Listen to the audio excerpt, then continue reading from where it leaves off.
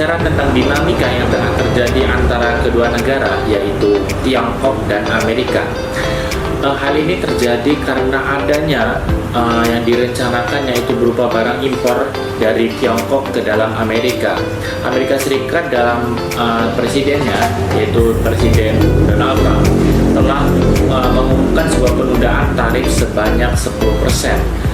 Ini terjadi sekitar sampai dengan 2019 terakhir, hingga mencapai 300 miliar US dollar.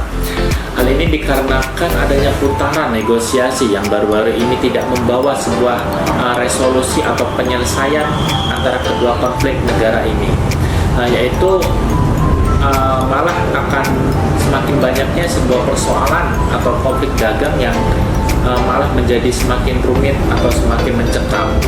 Terlebih lagi adanya sengketa antara kedua negara tersebut, sehingga pemandang dunia global ini memandang hal ini adalah hal yang menjadi riskan atau semakin mencekam, hingga sampai dengan bulan Agustus 2019 adalah menjadi bulan yang amat suram bagi dinamika kedua negara tersebut. Seiring dengan masuknya pandemi COVID-19 ke negeri Paman Sam, Trump pun mulai mengubah sifatnya dan menyadari bahwa COVID-19 dapat menjadi ancaman nasional.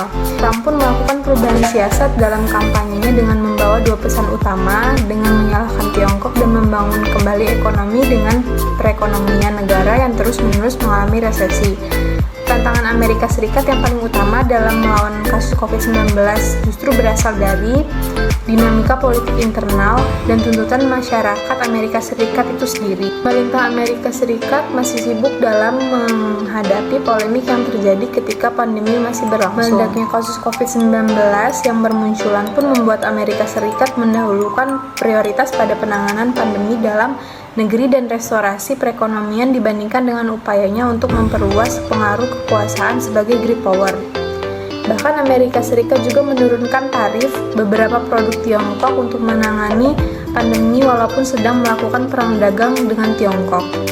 Dalam penanganannya, Tiongkok cenderung dapat menjadikan situasi menjadi lebih terkendali. Selanjutnya, saya akan memaparkan perihal peluang Amerika Serikat dan Tiongkok dalam great power. Tiongkok menjadi negara terdepan dalam mengatasi COVID-19.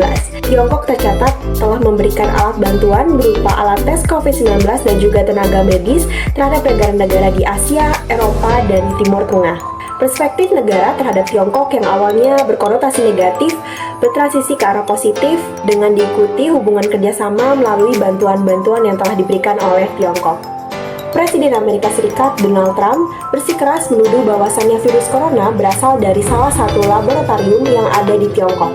Ancaman yang diberikan oleh Trump langsung berdampak pada pasar bursa saham internasional.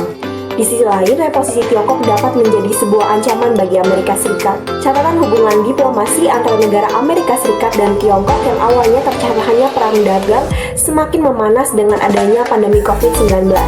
Dalam merespons pandemi COVID-19, Amerika Serikat memberikan pernyataan-pernyataan ofensif terhadap Tiongkok yang makin memperburuk hubungan diplomasinya.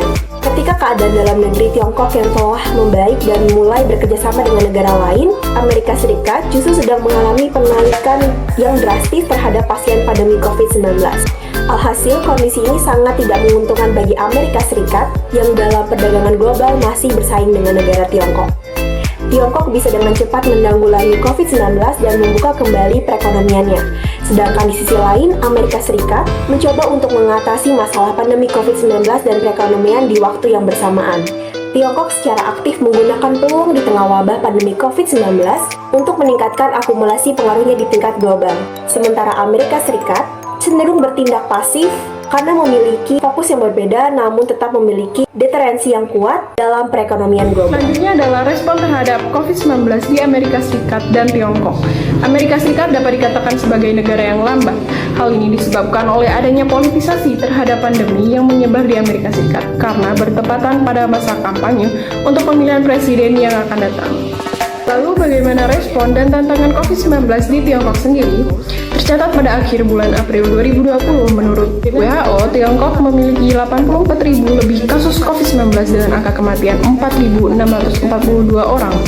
Penyakit yang baru ditemukan tahun 2019 ini menggemparkan bagi dunia, terutama masyarakat dan pemerintah Tiongkok. Sebagai salah satu negara pengekspor terbesar di dunia, Tiongkok harus membatasi interaksi termasuk aktivitas ekspor-impor ke negara lain. Namun persebaran COVID-19 yang begitu cepat di Tiongkok menimbulkan kekhawatiran yang lebih besar bagi pemerintah.